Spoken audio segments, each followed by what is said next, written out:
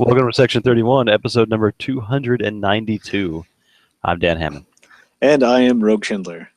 This week we're going to be briefly, maybe, recapping our summer vacation, which was in the early winter, but it felt summery. And then we actually have a 1E spoiler for, as promised, we tracked down a 1E spoiler for the upcoming first edition expansion.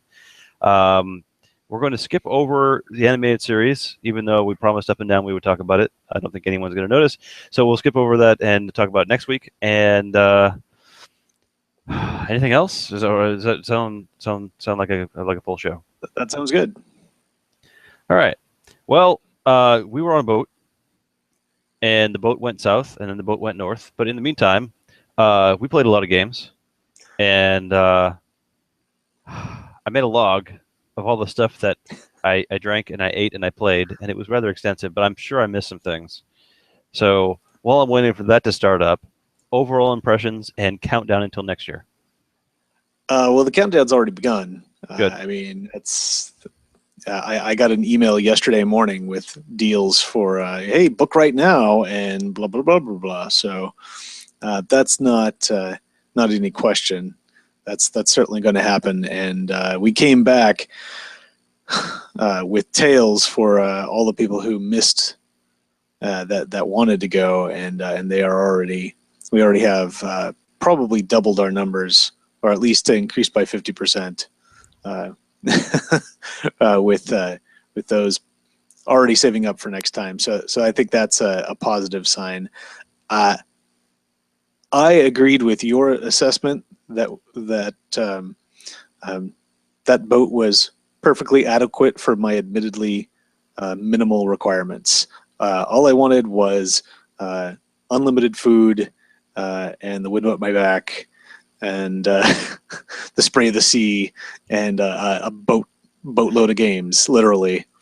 And we provided the games, and they provided the boat, and we loaded it. So I had a great time. We even met gamers on the boat. That may be the most bizarre thing. I mean, not that there are people that play games, because I distinctly remember someone saying, as they were walking by, I think we were playing Lords of Waterdeep or something, said, "Man, you find them anywhere," or something like that, as they passed. But midway through, I think it was going to be the second day, right? Because we were pathfinding. Someone said, "Hey, can I get in on the next game?" And we were like, "All right, maybe." Sure. I guess. Yeah. And it as time went on, because I think at some point, who we were sitting down with must have been Mac. He said, "I thought they said Waterdeep while we were playing." And there was a guy and his wife, and they were on the boat on vacation, and they had brought a bunch of 2-player games, and so they joined in. And it turns out, you get on a boat and you travel towards Mexico. What are you going to do? You're going to find someone who wants to play games who happens to be from your own town. Now, if we had done as originally planned and taken a boat from San Diego, that would have been one thing. I would have totally been like, okay, sure, with some of the locals also getting on a boat and heading out. But we couldn't do that because apparently there aren't as many boats that leave from San Diego anymore. We had to go up to LA to then come down and sail past San Diego. And we still managed to find local gamers who were quite cool. And, yes, it turned out it could have been a nightmare, because it was early in the cruise. It could have been just awful, to have someone who, we've been planning this for a while, and to have it be crashed by someone we didn't know anything about. It could have been awkward, but it turns out they were awesome. I mean, we had a great time. They joined us for just about all the different games we played, no matter how bizarre. I mean, everything from Piece of Cake to the aforementioned Pathfinder. And they even brought games. We played one of their games. We played Gloom. That was fun. But no, it worked out really well. And I long term, I think at the very least we can get them into triples. Oh, absolutely. And I definitely think they'll both be sort of casual gamer friendly to the open gaming nights, and I think even it sounded like Eric really enjoyed Pathfinder, and we do the organized play league nights on Thursdays. He sounded interested in doing that. We've got a new season coming up in about they haven't really given us a real time frame, but roughly a month or two. So I think he may join us for that. But yeah, that was amazing. Great people, both. It was obviously, as you might expect, he was a little bit more into the heavy gaming, but he picked up Pathfinder like it was nothing. Having never played before, because it is so derivative of role playing. It's like it's a card game version of a role playing game. So if you've played Pathfinder, if you played third edition, you pick it up quickly, and he did. Whereas she was much more of the gamer spouse.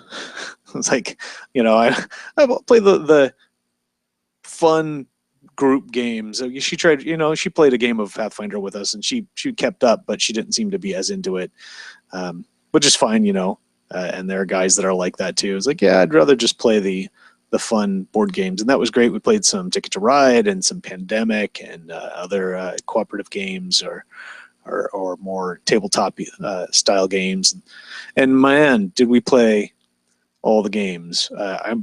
I threw in some extras at the last minute because I had a little bit of room left, and those ended up being the only ones we didn't play. We played everything else that I packed that I had planned to bring, and some of yours and some of James and Whitney's and Mac and Rachel. So there was not only a lot of gaming, but a variety of gaming happening. I think the variety was most impressive, just because thinking about the last kind of gaming con I went to, we played Pathfinder all the time. And all weekend. I mean, we stopped for triples because it was time to go to bed, and we played triples before we go to bed, and then some Cards Against Humanity, and then we went to sleep, and then the next morning we got up and played more Pathfinder all day long. And we started this out. Well, we started out with Zombie Dice, but we moved quickly on to Pathfinder the next day, and we played it all day, and we got looks from at least James and Whitney, like, yeah, okay, you playing Pathfinder again, huh? But we had things to do. We had an adventure arc to play test, right? Right. We had some organized play to get through that I didn't get to play with, so that was awesome. Yeah. And we did. I mean, given the amount of other games we played, the fact that we still got through 2 entire adventures, I think is really impressive. So that still was I don't know that we did. It was the only thing we did. We just did all of it at once. Because we definitely played some other games along the way. But it was nice to go in and play test Adventure 7 for Rise of the Rune Lords, the first box, which we had been talking about wanting to, being bummed that it capped out at 6. And so Charlie put together a test for continuing onward, which was great, and then getting to pick up our characters. You have not got to do a lot of the organized play other than at conventions. Yes, so that was fun to pick up and play, because every convention I feel like I get one arc done, and there's what, 6 per year. So I've got a character that started the first year and did the second one, and then we did the third one last year. So we did was it the fourth one we did this time? Fifth? Well, we get through. So we did the first adventure of season 1 2 Gen Cons ago. Right. Yeah, right, and I proceeded to go and play the entire season of that in the evenings. But the second season, you were able to jump in if you were one plus or minus 1 tier. So you started from the beginning of the current season. We played 3 adventures of that between Origins and Gen Con. Wow. All right. So, yeah, that's right. So we had 2 cons to do. All right. Yeah. So we got through half the season, which was pretty impressive. But that was as far as we could go. And I think we probably would have got well into 4 because we definitely played additional, scenarios with alternate characters. Just to try other, because they were playtesting or sort of previewing new decks and trying out new things. So that was fun. So we were able to pick up with Adventure 4. So we got our roll cards and then we didn't get to use them Yeah, after Gen right, Con. yeah. So that was fun. That was fun to have those, and yeah, to go with the roll cards and I've been playing so much non Wrath stuff to have the roll cards and the Righteous Path. What is that? The Epic Destiny. Oh yeah, Yeah, the so Mythic much Path. Mythic Path is just so much compounding on. I mean, the whole Wrath starts out so hard, but then you start getting the cool stuff, and it's piling on. It reminds me a lot of what was it, fourth edition. Uh, Oh yeah. by the time everything's at the end, okay, I'll interrupt with this. Okay, then I'll play this. Okay, then that makes this fight, ridiculous. And then we do this, and then we do this. Yeah. So I'm interested to see. Who knows when I'll be able to play again? But maybe I'll do uh, season of the Rune Lords or whatever, 4, 5, and 6. Nice. So we played a lot of that. I'm looking through my list here. After the ACG, we steak, lobster, Pinot Noir. I really enjoyed the chocolate pie with raspberry sauce at the Italian place, but I think that's the only thing anyone enjoyed there. Yeah, I didn't hate it. It just was so mediocre. Yeah. Everything was just, for being a pay where we've already paid and we're paying on top of that to get that, it was definitely not worthwhile. I think the thing I ate the most of the entire trip was those pretzels and pretzel balls from the buffet. I'm looking at my notes. I think someone brought a plate full of those every day. Just showed up. Hey, there's more pretzels for everybody. Hey, pretzels. Yeah, the pretzel bread roll things were really good. I think I actually split one and made a bun out of it one day. All right. So looking through my notes, we played a lot of ACG, and then we played a lot more ACG, and we're in a day 2 now. And is this day 2? And then after we wrapped up, we it was day 3. We wrapped up on day 3 because you don't want to count. Day 2 was, or day 1 was the launch, and we just kind of wandered around a bit. Sure. Rogue and Dan played My Little Pony, the card game. Yeah, everybody else was doing excursions. That was on Thursday, though, right? We sat down on Tuesday and played 1 round. Oh, that's right. We did. And I got to show off my box top, which is awesome because for reasons. Have you put yours together yet? I know it's only been a week. I don't. I have it sitting next to a box waiting to be laminated. Yeah. We played. I won and learned some of the shortcomings of my deck because your deck had a trick, and unfortunately, it was cool, but it didn't work the way you expected it to work multiple times, right? Right. I overlooked some of the text of the card that basically preempted it using multiple copies of it at once.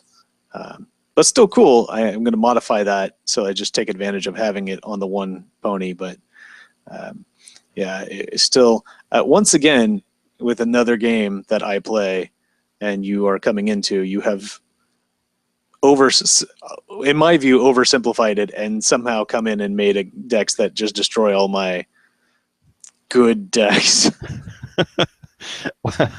Well, we'll see how long that lasts. Eventually, I'll figure it out and make it extra complicated and start losing. So there you go.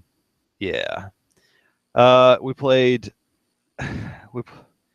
dinner, Cards Against Humanity, soft serve ice cream. I think that ended many nights. Yeah. Well, it was there. It was always there. It was really hard not to when the machine was humming nearby. More zombie dice and Lords of Waterdeep. And it's been a while since I've played, and I felt that this time, usually when I play, I end up last, second to last. I actually felt like I was doing well this time.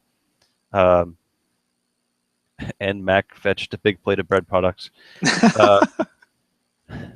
Mac won, and then after Waterdeep, we played Gloom. Now, I think I had seen it before, but I've never played it before. Maybe I don't know. Had you played it in Gloom before? I had not played it. They played it on an episode of Tabletop, which I had seen, and so I was vaguely familiar with it. But yeah, it was definitely more interesting to try the mechanics out. And the storytelling too. I was gonna say, on tabletop, did they do the storytelling aspect? Yes, absolutely. All right. So if you haven't seen it, or well, you can go watch tabletop. We'll wait. Um, all right. Now that you're back, we'll recap. You have a family full of people, and you need to make them as depressed as possible by playing cards, and make your opponent's personnel happy, and then kill them. Kill them while your personnel are depressed, and while your opponent's personnel are happy. Because whoever has the lowest score with the most depressed people wins. Yeah. And I don't know how it happened. You had a super depressed guy who went out early, and then we cheered up one of your people, and then he died, and then I was slowly killing my people for a little bit of value, but I had a lot of them dead, and Eric and Donna kept playing on each other and everyone else. Eventually, I ended the game at -100, and you had -100 as well. But I think, had I not ended it, I think you could have ended it with a better score. So I think I played it right and ended with a tie. Yeah, if it had gotten back around to me, I was going to kill my guy that turn after playing something on him. Those see, so the trick is you get to play 2 cards per turn, but you can only play the cards that kill somebody at the big with your first action. So you can't drop something that's a cool modifier and then immediately kill that guy, because that would be too easy. Unless you have another card that specifically says you can play a sudden, what do they call it? Like a sudden Demise. Yeah, unexpected demise or something like that. And those ended up being like the most powerful cards, it seemed like. Those are the ones to certainly hoard and wait till the end when it's important. Yeah. So if you could play that as your you play something good and then play that as your second action. Mine ended up being a gamble because I didn't know it was go through the discard pile and pull out a sudden demise or play a card even if it's a sudden demise, but I didn't know if there was any in there. But that's how I got my my really low point guy to kick the bucket. But yeah, I was poised to do that again. So yeah, better to end up with misery loves company than than let me finish with a win, I guess. Before that, though, we actually played Kingdom Builder in the morning before Waterdeep as well. I have on my log. Huh. I'll check. We got a lot of variety with the 4-player games this day because there was a lot of rotation of personnel.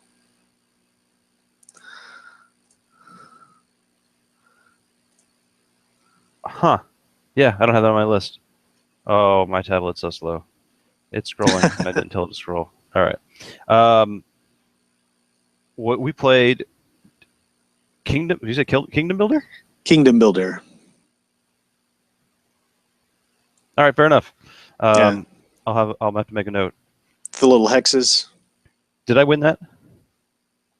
I did not record who won. All right. I see. I wrote down Small World. That's something else. No, we did not play Small World. I did not bring Small World because it is takes up a lot of space. All right, Kingdom Builder. Oh, that's right. Yeah, actually, yeah, you totally run away with that. You I remember destroyed us. Mac was off to an someone was off to an epic lead, and then we reread the rules. Yeah, that might have been me because I had a bunch of Mac and I both had a bunch of cool pieces. Yes, and they were really working well together. And then we're like, oh, we're supposed to be playing 3 colonies a turn instead of just 1. And then Mac had showed up, I think. Yes, that's right. And so we're like, oh, we have a 4th player, so let's reshuffle and start over. So I have notes here that Mac won that game. I think we played again later, and I won that one. Oh, that must have been it. Yeah. So right, Kingdom Builder, Lords of Waterdeep, and then we broke for lunch. All right, and then we played Gloom, and then we were in port, so we went out. Right, I think we went outside and we were playing Gloom in the sunshine, which was amusing. And then we played Pandemic, and I remember the winds picking up a little bit. I made a note of that, and also losing horrendously. Oh my god! So one of the things about Pandemic is there's all 5 of the role cards are really good. and you get into, there's endless debates about which one is the easiest to do without, or which one is, you have to have. And so we were like, this game is hard enough. Let's just play with 5 players, even though it's designed for 4 players, and we'll use all 5 roles. So we'll have an advantage. And that advantage will surely overcome whatever disadvantage we will have by having an extra person drawing cards and flipping diseases every turn. That was not the case, as it turns out. In No, fact, we got burned through that deck rolled pretty pretty quickly. quick. Yeah, that was pretty rough. I think I've played before, and we just eked out a win. There was just no chance for that one. I don't think I don't know if we even solved anything. We certainly didn't eradicate anything. No. We were getting down to it, but yeah, we were barely. It wasn't not a late game win. It was like a half game win, or late game loss. It was a half game loss. Yeah, It certainly. was tough, but it was good timing because we had secured all the cards from blowing away, but the winds were picking up, and they were starting to blow the little disease boxes away. And we're like, okay, that's okay. We lose. Let's move inside. Yeah. We played some Seven Wonders, which was interesting. I don't remember. Some folks, I think Don and Eric were learning to play, and we had a big table. We have all 7, I believe. We did. I've never played with all 7 before. It was great. Yeah. So that was a lot of fun. I don't feel like I ever got anything going, and I think I want to say I left before the final tallies happened. Yeah, you had resource issues because yes, James and I did not have things that you could buy, and you were trying to get science, but you were the only one doing it, so we saw it, and both sides were shutting down the counter drafting. Yeah. But yeah, Donna actually came out with the win because she basically just bought all the victory cards, which was cool. And it was fun to play with full 7. And they had actually purchased that game but never played it. Or he had played it once with friends, and so they were still not sure about playing it. So it was also a good tutorial for them to get into learning playing for that. I enjoyed the game. I don't know. There was just something about the table, the way it was set up. I don't know. Maybe people were sitting next to you, as you said, counter drafting. I wasn't enjoying it, and that's what it was. If you played the game, you have to acquire resources in the first 2 rounds, and then you use those resources to buy things in the later rounds. And then you advance your civilization by 3 tiers. In order to get to the 2nd tier and then the 3rd tier, I had to have resources that I never saw, and the people to the left and right of me never produced. So it was very unfortunate all around. Yeah. Yeah. What are you gonna do? That's what happens sometimes in a drafting game. Yeah. We moved on. We reclaimed our table, in quotes, because there was a table that we played at most of the time, and by the end, people were expecting us to be there, like the crew. Yeah. But we set up and played the legendary with the new cards.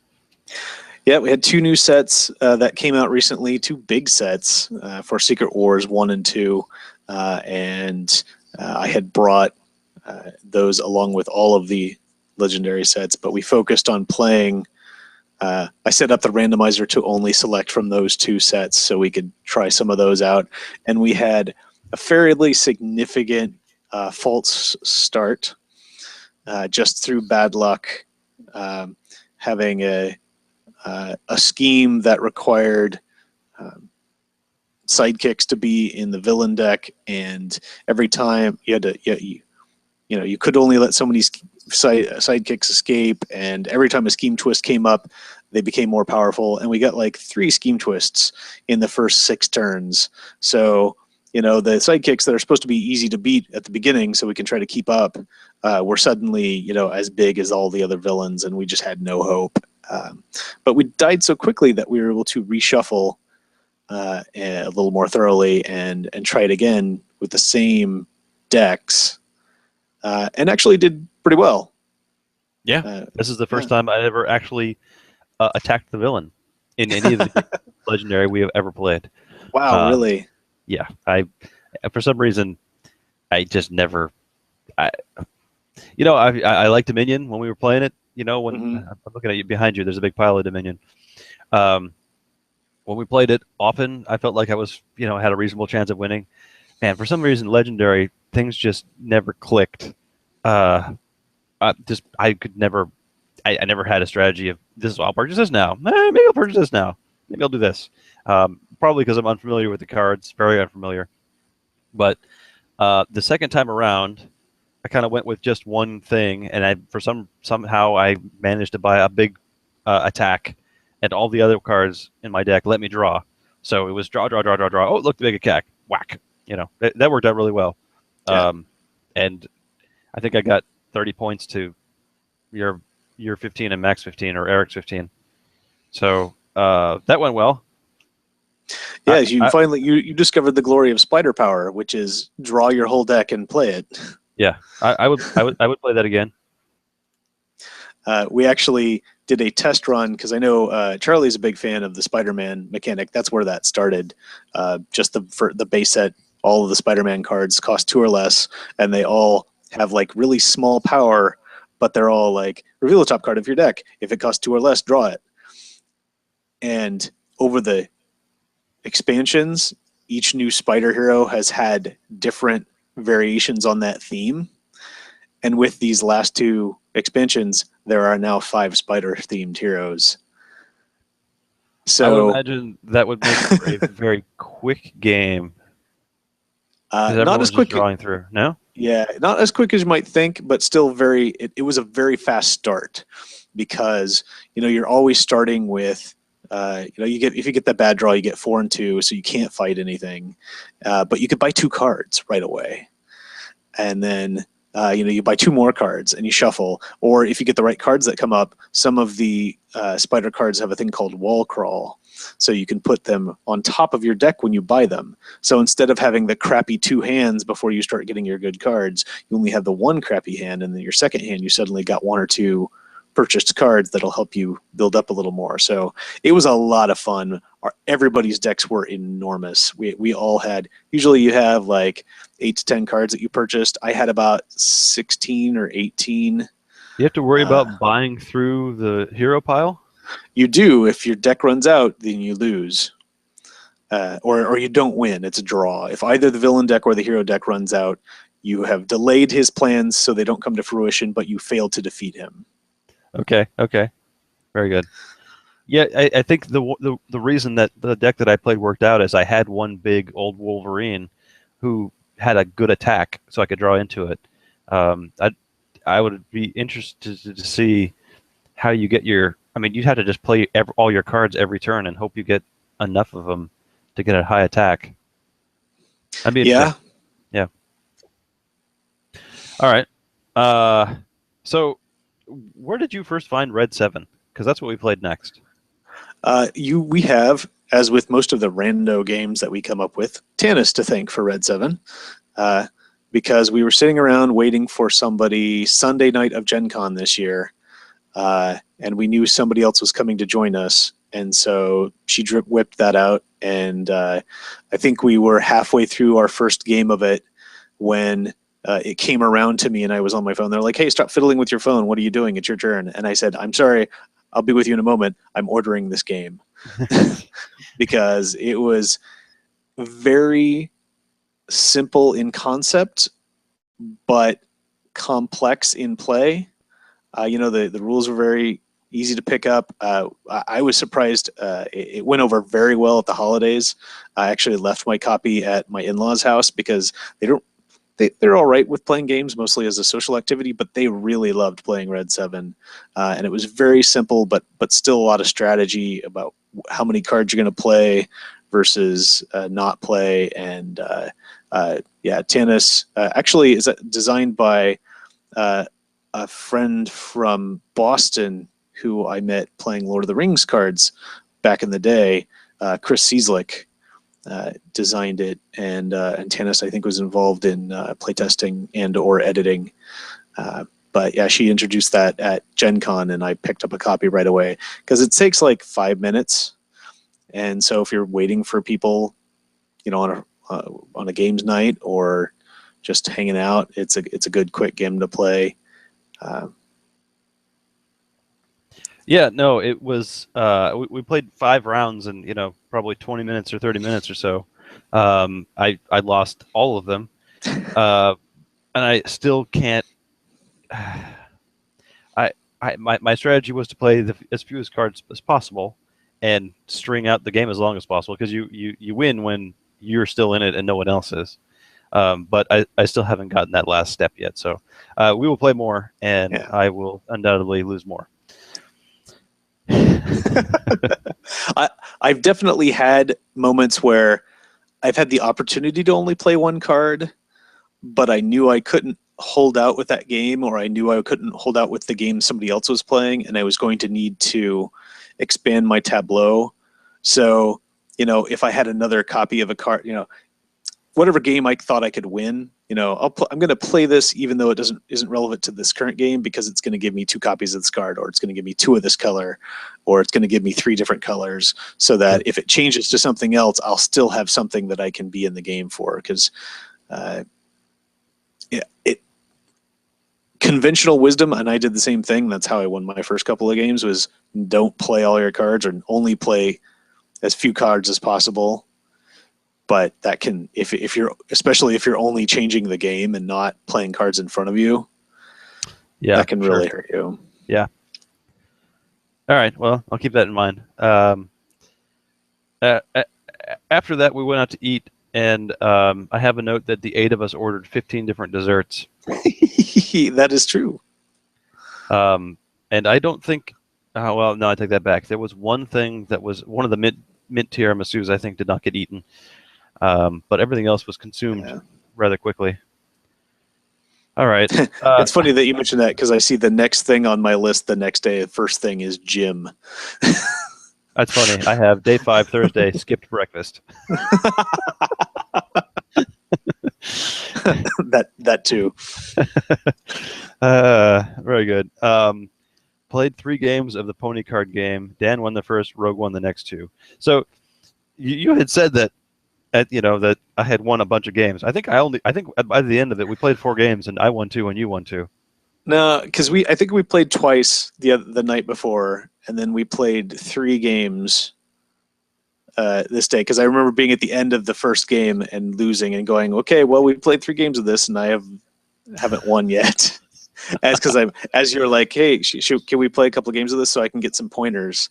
And it's like, what pointers do you need? And even like one of the victories I pulled out was super squeaker. Like, I had to read literally every card in play and in my hand before I was like, I was 1 point away and I was going to have to surrender the game, and finally found the one card that got me the 1 power I needed. Right. Yeah. Yeah, there were a lot of random uncommons that you use a lot of that I'm probably going to have to look into. Just utility personnel and cards that they get bigger when you play other cards and things like that.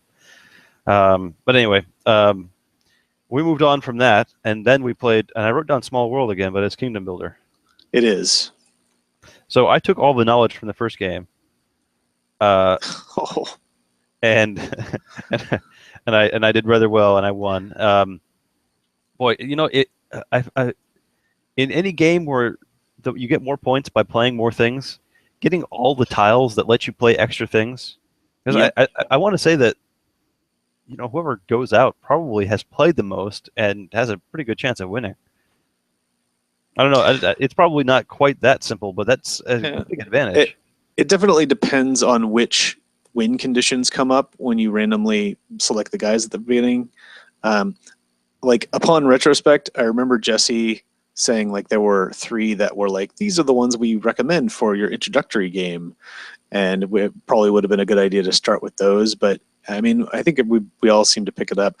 It's a game that to sympathize with one of your sentiments earlier, I really like playing that game. It's a lot of fun. I am horrible at it. I always get just completely spanked. I mean, Caitlin and mine score combined for yours. So, but it's it just depends on which some of those victory conditions are the most things clustered together or the most things that are separate.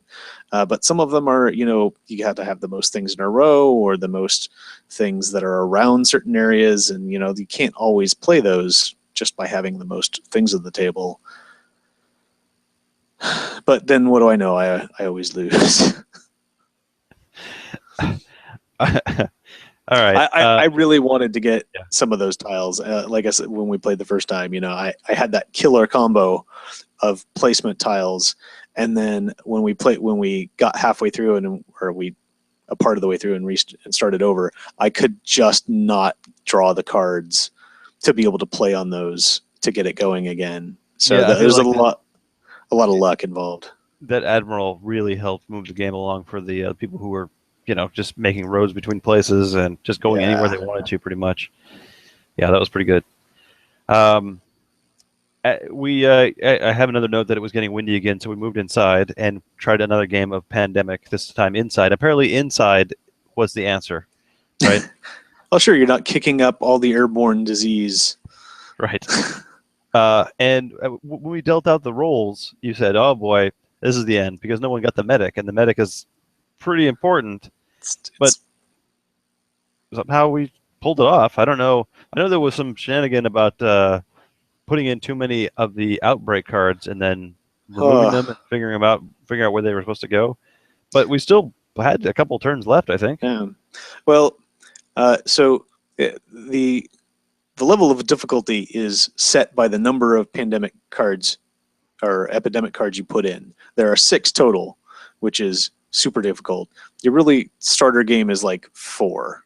And I had set it up for 4, not knowing that, because I thought I had set 2 aside previously, but unbeknownst to me, somebody had put them back in. So I went through, took 4 out, and went, okay, that's all 4 of them. Shuffled up the rest of the cards. You divvy them out equal to the number of epidemic cards you have. In this case, I made 4 equal stacks, and then shuffled 1 into each one.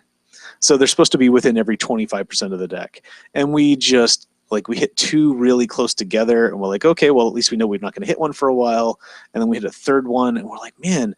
And then and then I drew my 2 cards, and they were both epidemic cards. Okay, well, that's 4 and 5. There's no possible way. And so we're like, okay, well, these are, we figured out quickly what happened. I pitched those, and there was still one left that was in the bottom 25% where it was supposed to be. So we're like, well, okay, those are the 3 that came up, and then the last one is in the area where it's supposed to be, so we'll keep playing. And so, I mean, I still think it was as random as it can be, and we suffered for it. But somehow, without the medic, we still managed to. I always seem to overvalue the medic because it sounds so good to be able to take 3 boxes off right away, and also once you cure something to just walk through and eradicate. Yeah. But it was being able to cure with 4 and be able to pass cards, being able to move people around, being able to drop a station wherever you are and cure there. Yeah, yeah, it was pretty good. So I will never, throw up my hands in dismay when one of the random powers is gone, because if we did it with the hardest one, I think it's doable. Maybe we'll have to go up to 5 next time. Yeah. So that night I went to the Brazilian steakhouse and I wrote down all the meats that I ate. I had sea salt marinated chicken leg, chicken breast wrapped in bacon, 2 types of mini sausages, sirloin steak, garlic pepper flank steak, filet mignon, pork chops, pork ribs, beef ribs, shrimp, fish steamed in banana leaves, and cinnamon grilled pineapple. There were also a bunch of sides that I'm not going to go through. But, the people with swords on meat kept coming through, and I ate until I couldn't anymore. Did you guys play any games while we were away that night? We played Ticket to Ride Okay. that night because Debbie had wanted to play, and we were expecting you guys, and you guys came over, but then quickly retired as we were setting up. We had roped Caitlin and Mac into playing a 5-player game with the understanding that they would be yielding their seats to you and Debbie when you arrived. That's funny.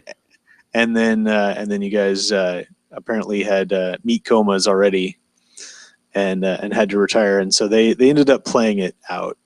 But was actually interesting. It was a good.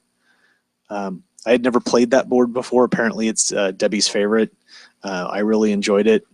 I won, so Cool. it was good. The balance mechanic of having to pay coins to go on certain routes, and then if you're the second person on the route, you pay the first person instead of the bank. But at the end, whoever spent the least amount of coins get this like 50-point bonus. The cheapskates And bonus. yeah, and so it basically and it's incremental. So the person who spent the least gets 50 points, and the person who's the second least gets 40 points, and the person and so on. And so I got 0 bonus because I'd spent all my money, but I completed like 6 routes. And so Caitlin, who had the least amount of points when we started scoring and got this big 50-point bonus for being super cheap, ended up our scores were separated by like 2 points. Oh, so it was a pretty interesting study in that mechanic as a balancing.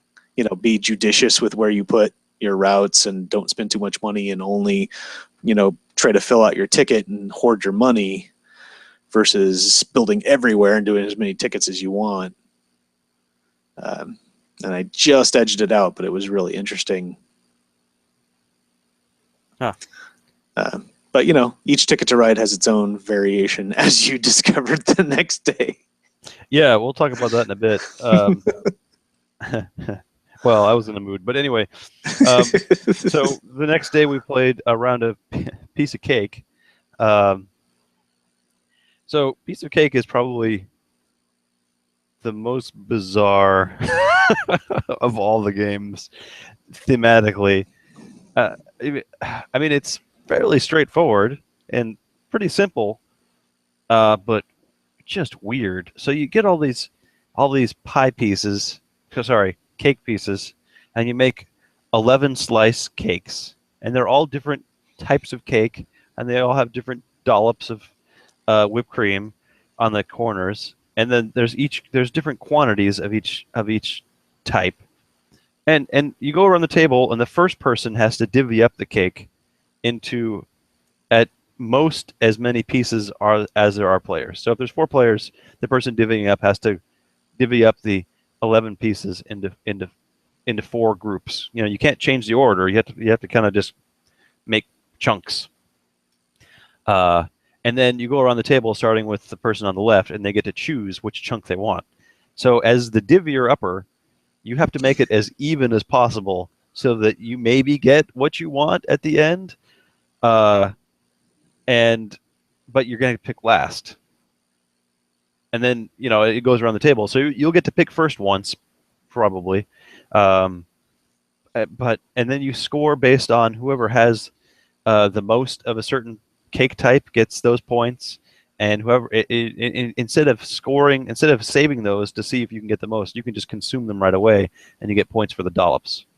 I decided to eat everything because I was in a hungry mood. That didn't go so well for me. But you and Whitney tied for the most points. Yeah, and I did eat everything. Yeah, I think I kept like one section, which I tied with because I knew I was going to tie, and then I just ate everything else because I didn't know. I never really know how to play that game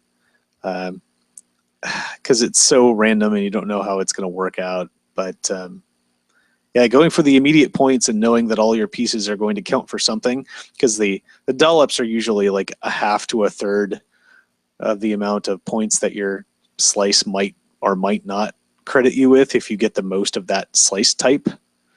So I don't know, if I keep 2 or 3 pieces of strawberry, hoping I'm going to get the most out of 9 to get 9 points, or I just eat them to get 2 points each. Yeah, I guess by averages, you're probably better off just eating them, since it's likely someone's going to have probably 3 or 4 slices of that one. I don't know. It's a weird game, but it doesn't take a lot of time. You play it pretty quick. Yeah. So that was a fun, quick one that we were able to get through.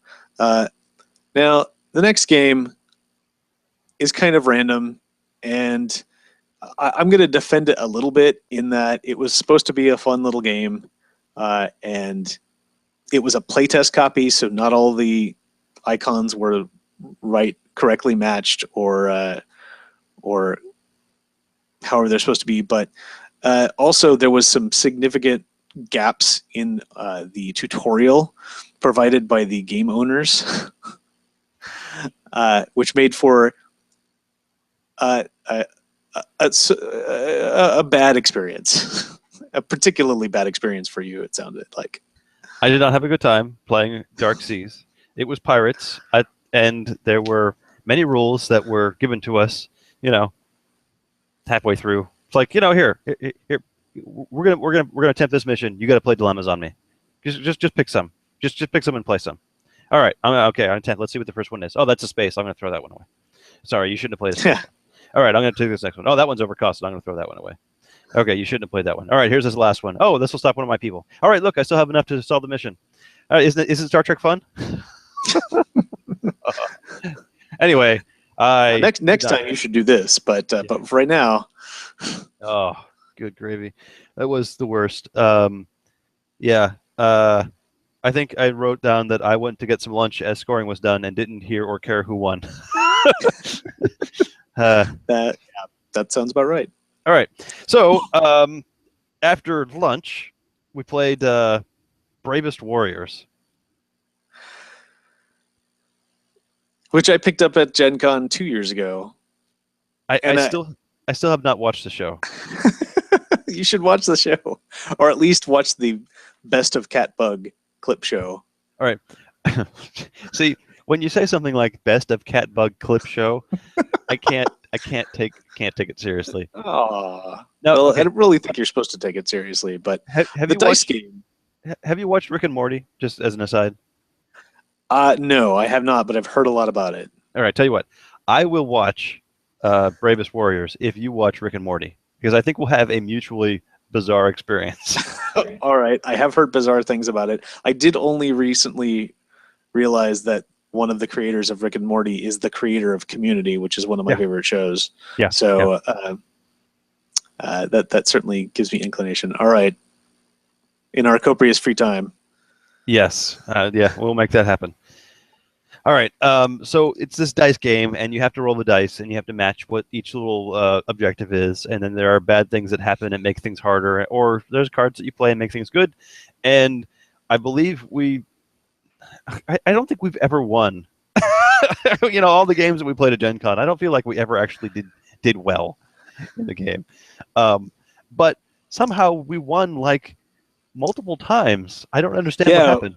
We did really well. And that was, we even started, we started on the beginner mode without the complications, but even after we played again and we added the complication event cards, we were just having really good dice luck, which was great, and the right cards at the right time, which was good. That proves that game is not, that it is winnable and not just impossible, which, it seemed so much fun in the demo, and then we kept getting wrecked. But that was a good time. I was glad that we were not only able to play, and it was fun because we had semi-matching character names for some of the players. That's right. I was like, uh-oh, Danny gets zapped. I'm like, no, you don't want to zap Danny. I've got a message for you. Yeah, so that was entertaining. And it was just random rolling dice and saying, do you have any weasels? Or whatever. I can make 3 cat bugs into a weasel. Okay, well, then we win. All right. Well, that afternoon, I had actually been really looking forward to playing this because I really like this game, and I really wanted you to play because I thought you would enjoy it, which I was kind of bummed because it sounded like you did not. But we played a round of played a long game of Battlestar Galactica, and we had 5 players. Unfortunately, as the person teaching the table, I then drew the Cylon card, and then had to undermine everyone. So this game in hour 3 of the game. Well, okay, no. After the first two, somebody went and then somebody else went. So after 2 turns, I got a text from Mac that says Rogue's a Cylon. And here's why. Because of the cards that were played, he's the only one that could have played it, and there was a bad card, so he must be a Cylon. So I'm like, all right, well, I guess that's true, although he could have been a Cylon too. So I was kind of half and half. But then something else happened. I was like, all right, well, that logic follows. 3 hours after that, an hour of setup and explaining the rules, and 3 hours later, it's like if you imagine Galactica, right, floating through space, on fire, being shot at, and it's just heading toward a black hole. And there's no hope. I mean, Adama is not even around. Colonel Ty's running the show, and Zarek is the president. I mean, it doesn't get any better. Nothing good is happening. It's getting worse all the time.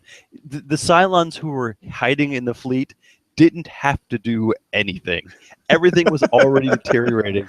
In this everyone's supposed to be working together to try to get the ship. Okay, so there are four people working for it. One person doesn't even have to intervene, but playing helpful cards every once in a while and getting things. We're just crashing, and then and then it turns out that halfway through,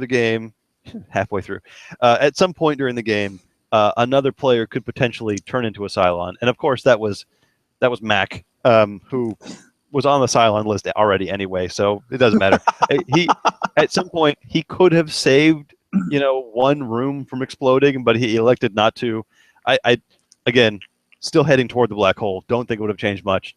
And then as we're getting toward the horizon, the event horizon, where you can't possibly escape, you say, "Oh yeah, by the way, everyone's dead," and you flip over your card, and Galactica blows up before it could be destroyed. I wanted the satisfaction of blowing it up myself. Yes, of course. Before you guys drove it into the ground. Oh my gosh, it was such a train wreck. I mean, there was just so many things going wrong everywhere, and everywhere we turned, something else was shooting at us, and we were sending things out and trying to fix things, and I was sending people over there to do something, and the dice were rolling horribly, and everything was exploding. And even if we were all on the same turn, on the same team, we still would have all lost. So I take solace in the fact that there was never any hope. I don't know. I don't. We've got a lot of cooperative games, even like Legendary, that's mostly cooperative, but there's still a winner at the end if you win. The everyone's on the same team except one secret person who's helping the board beat everyone.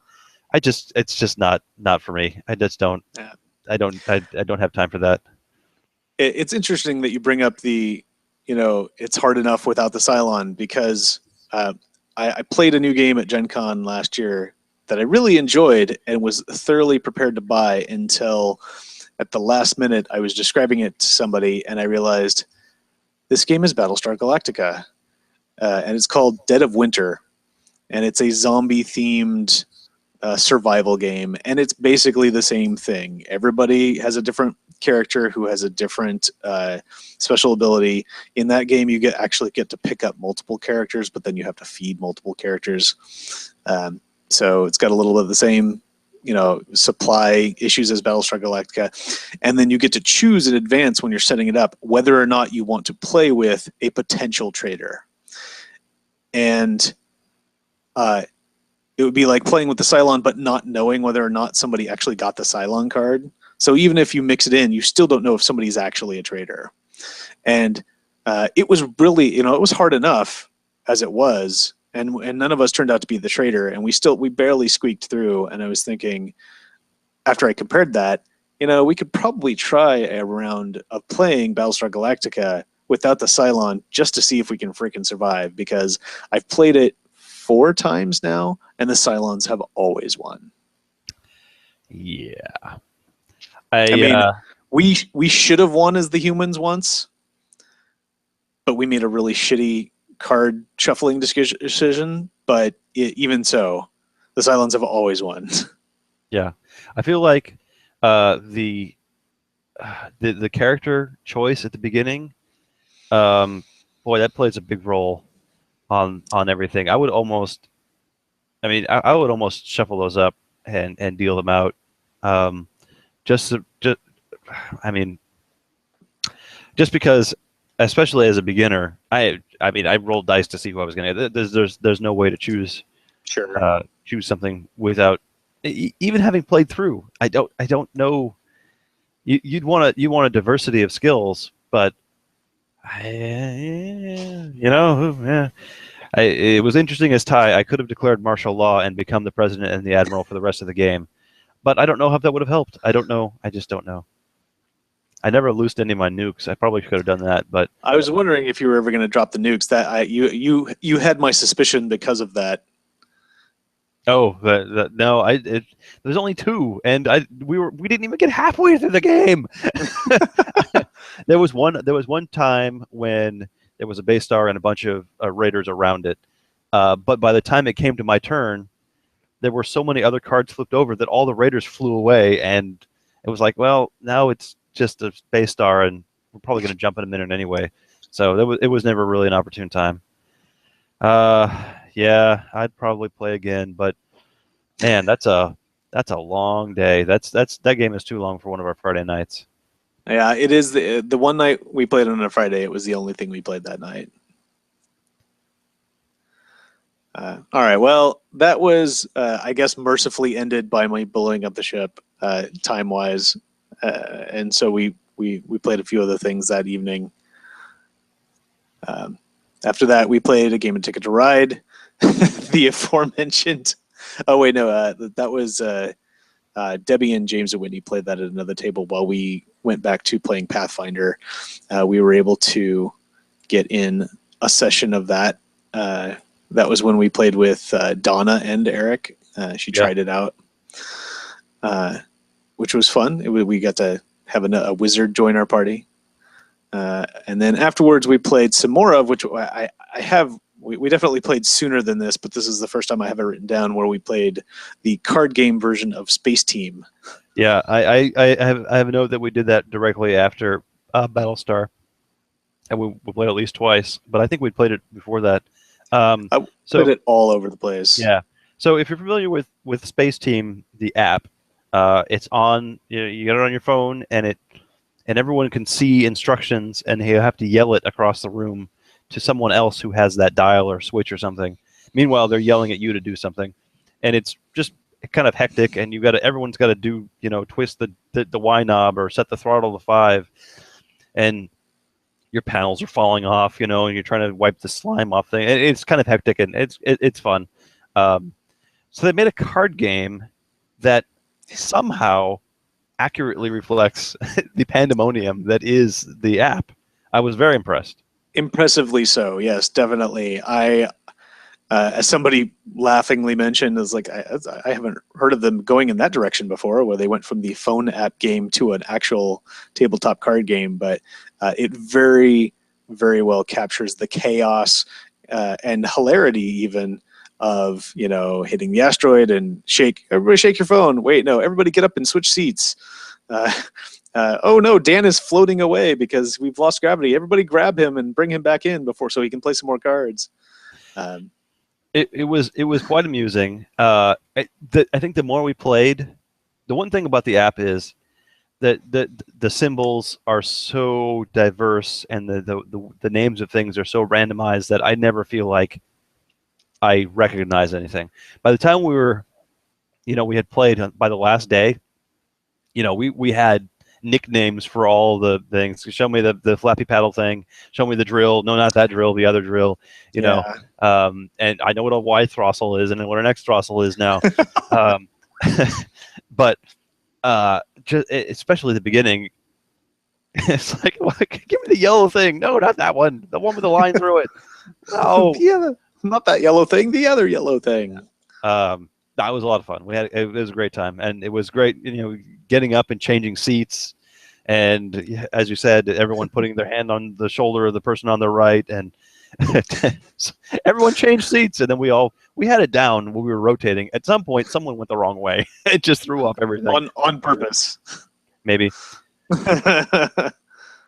But it was entertaining, and it was great to see the looks of people walking by trying to figure out what the hell we were doing. Well, but it's again by the end when we were actually even midway through when my tool is stuck, everyone put a finger on my tool, and then everyone in unison says 1, 2, 3, pull, and it's not just a bunch of people saying, it's just 1, 2, 3, pull, and everyone at the same time. It's like it echoes through the room because everyone's saying it at once. I think every time that game was played, I was in it. It would have been interesting to just sit back and watch the bystanders. What is going on over there? Somebody pick up my cards for me. I can't. I have robot hands. Yes. You suddenly discover you're a robot and you cannot use your thumbs for the rest of the game. That was awesome. All right. But yes, yeah, there was an expansion that got a not safe for lunch expansion that that was hastily put back in the box because it was too difficult. We probably could have put that back in by the end. I don't know if we ever did. Yeah, I thought it was fun. We could have kept doing that, but it was also it sort of expanded it to 9 players, and we only played with more than 6 once. Also, there were families nearby, and I don't feel comfortable yelling out some of the things that I was required to yell out. Look, it's called the Master Beta Enhancer. Yes. That's very completely vanilla. I don't know what problem that poses, but it's definitely a lot of fun. And it's on Amazon now. It was born out of a Kickstarter, but I went when we got back, I looked it up, and it's both the base game and the expansion are on Amazon. So we're going to pick up an extra copy of that, so we have one around. Oh man, just thinking about that playing in our games night on the big conference table. That's a long way to run around the table. Well, you don't have to go all the way around like we were doing. You just have to switch seats. No, that's right. If you just have 2 seats for every person, you can just get up and slide over. That's right. All right. So as you mentioned, we did play 4C of the Pathfinder. That worked out well. And then I have in notes that we played another game of Piece of Cake that I won after a questionable last round choice by Eric. I thought it would be funny. I thought it would be funny. Yes. And then more notes that we played more Space Team and won twice on the hardest difficulty. And I had a mango daiquiri that was very good. All right, let's see. More cake, more dessert, and then day 7. Day 7, I was going to say we start repeating ourselves, but we really don't. There's still more games we haven't played. We kicked off with Tribbles over brunch. That's right. We had a pretty good sized table. That was pretty good. Yeah. And then we played classic China Ticket to Ride. Which you decided preemptively that you were going to end as quickly as possible, by my guess. Well, look, Ticket to Ride is entertaining, but it's not my favorite game. And this version had a mechanic by which if you wanted to play in this area, you had to pay by tossing one of your trains. So I decided that I was going to end this as quick as possible by putting out as many trains as I could and paying every time. So the idea is I took you get dealt route tickets that you have to complete during the course of the game, and if you don't complete them, they're subtracted from your score. So I took the most expensive one and the second most expensive one, and I set them aside, and I'm looking at my 2 really cheap tickets. So I figure, all right, either I get these done or I don't, but I'll get a very small score subtracted from my hand. So I set those down. And then, we started playing, and I tossed the tickets I didn't want, and I started just throwing trains everywhere and throwing them away. And people were, I had most of my trains gone before people had played a third of theirs. And people were like, wow, I better try to finish this because Dan's about to win. And somebody bought tickets, and I'm like, I'm going to be out soon. This is great. You shouldn't be buying tickets.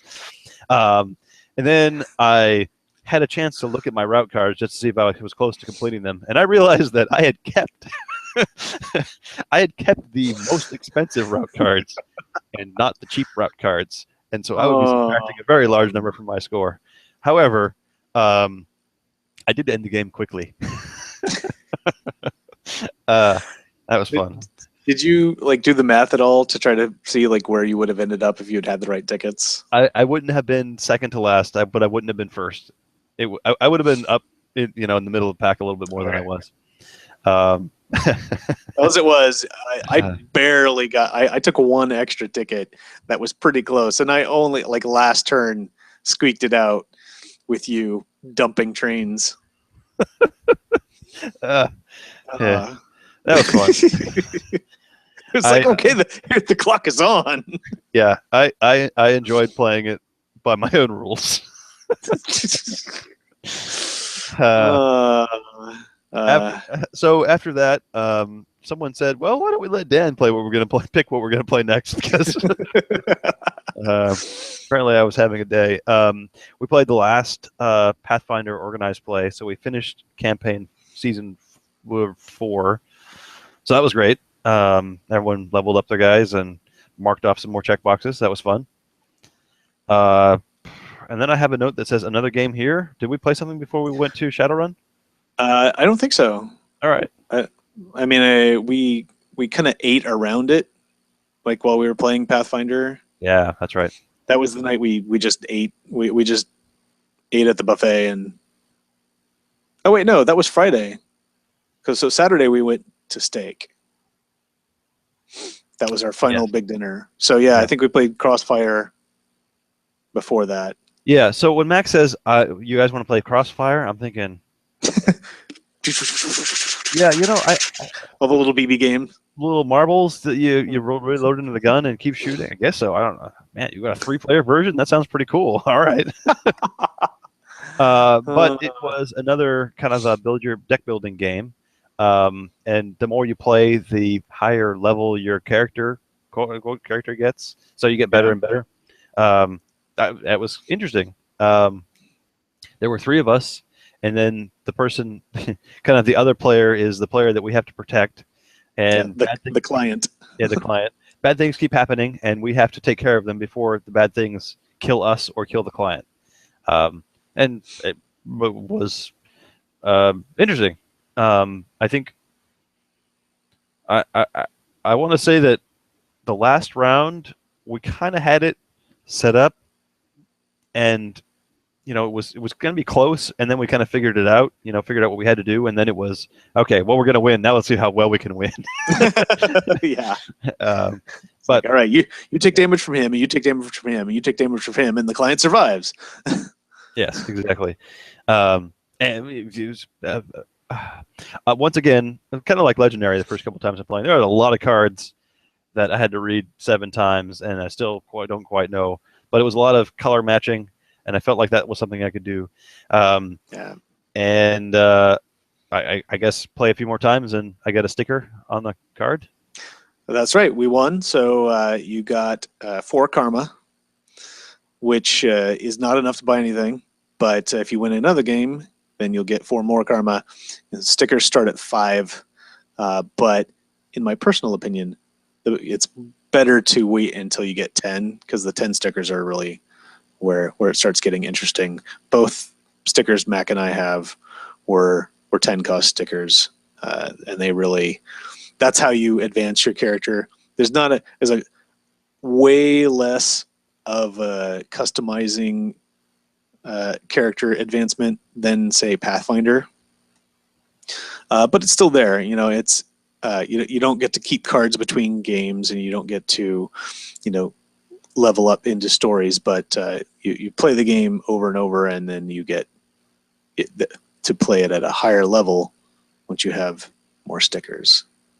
So it sounds Kind really of reminds weird me of describing it like that. no. It reminds me of that Risk game that Jesse's got that he Oh wants. yeah, Legacy. Yeah, but you need to have the same players play because you alter the board as you go. Yeah, it's not quite as specific to players as that, but yeah, the Legacy part is a bit similar. I really enjoy it. I think it's a little easier to pick up just because your basic cards are all basic, and you really, unlike Pathfinder or Legendary, you're probably only going to add about 4 or 5 cards to your deck in one game, and you only ever see the 6 cards in the marketplace. So your options are pretty limited, and so it's just picking up the mechanics with it. It can be fun. Yeah. Had a nice dinner that night, and then afterward we went to the buffet area to just sit and digest, and we played a lot of catchphrase. Which was a lot of fun, and it was good. I don't think we bothered doing every other person. I think we all just shouted out answers and had a great time goofing around. No, it was a great kind of winding down end to the week. And that was it. That was a lot, right? Yep. We got up the next day and got off the boat. And that was a week of gaming on a boat. It was fantastic, and it was after 3 or 4 years of talking about it and planning it, and we finally actually got to do it. Our own personal Jonathan Colton Joko Cruise Crazy gaming edition. So the epilogue to that is the inspiration for this was the Joko Cruise Crazy. That's kind of what got me wanting to think about it. I know you like cruising anyway, and gaming on a cruise. Why not gaming on a boat? Be fun. It's so expensive to take that. You get that boat. It leaves from Florida. It's expensive because of celebrities, and then you have to fly out there. You have to take the trolley back, and it's just a big pain. It was more fun to do it with our friends and do it here. So guess where the Joko Cruise Crazy is leaving from next year? Where is the Joko Cruise Crazy leaving from next year? Tell me it's Long Beach. It's not Long Beach. Not Long Beach. Okay. It's San Diego. They're leaving from San Diego. All right. Wow. And they've reserved out the entire boat. The whole boat. Because where previously it was, we're going to get 1,000 of us on this boat or 500 of us on this boat. Now they have the whole boat. Wow. That's when? It's March 3rd through the 11th, 2017, but it's a bit pricier than what we did, like almost 3 times as much. Well, we will only go once and not 3 times. Wow, that's okay. I'll bookmark that for later. Yeah. Bookmark the booking page. That after all of that, trying to have our own get around on the West Coast, now they have moved it to our coast. So I thought that was entertaining. I'm still glad we did it. I had a great time. I would, as we were saying at the beginning, A++ would sail again with people and play games. Other people got off the boat. Oh, whatever. Yeah. We should mention there were ports where we stopped. As far as I'm concerned, the boat stopped moving, so it wasn't rocking so much in a picturesque area, so that we could play games on the deck and look out the window. Look out over the calm seas in the cove. Great view. Yeah, apparently there were whatever walkabouts. No, the food was good. Yeah, there you go. About 3 times. All right. Well. Wow, each. Okay. I'll minimize that for now and stop thinking about it. Well, we've certainly talked enough about that and made people wait long enough. Do you have any other epilogues before we go on? No, I think we should move on. All right. We had a good time. You should TLDR would do again. Yes. So for those of you joining in a minute, an hour and 15 for the spoiler, welcome to section 31. We've got a spoiler for an unnumbered. So this is all text. Yeah. It must be pretty early on. So I'm going to guess this is subject to change. It's called Imperial Intimidation. I've got an AU, a 1 square AU icon on the left, and it's an objective. And there's a bunch of icons on here, so this must be a probe. Yeah, okay, I see the probe now. Yep. So the text reads, seeds or plays on your AU, Federation, Terran Empire ship. That's a lot of All right. qualifiers. I can think of 2 off the top of my head. Yeah, so ISS Enterprise and ISS Constitution. That's what I was thinking, yeah. Doubles attribute bonuses to the ship from special skills.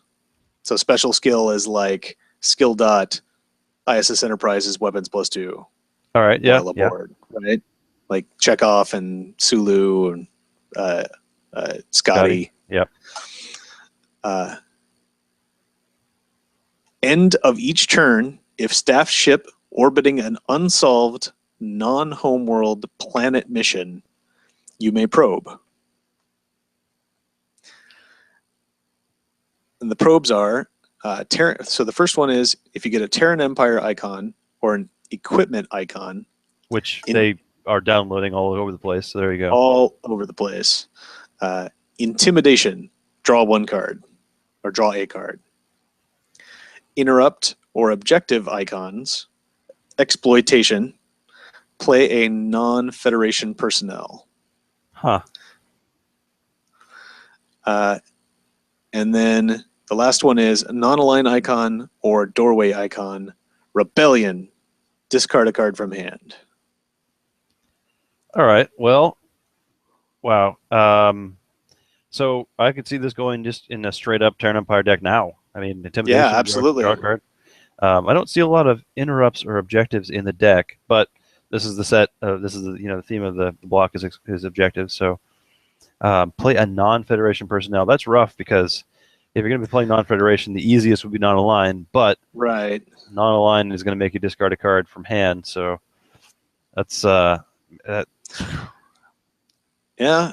Well, if depending on it's got to play on your AU ship though. I mean, I am still thinking back to my old school mirror decks rather than the newfangled engines. But if you were foregoing those and just playing mirror, you could do popular choice was to play that Federation Bajoran treaty, so you could play KCA Bajorans and some Alpha Bajorans as well, working together to sort of fill out some of the skill holes. That would be pretty cool to get some free Bajorans. Yeah, they're already. I mean, you can play enough of them with resistance because they can play. Yeah, they already play anywhere. Yeah, and then you get a few more for free. That would be pretty nice if you can get some interrupts or objectives in your deck to probe for. Yeah. Yeah. All right. Very good. Yeah, that makes me think about building a new deck. So that's the way you want to see it, right? That's good inspiration then. And if you were thinking about building a new 1E deck, then now is the time because we have a tournament scheduled for a week from Saturday. A week from Saturday. All right.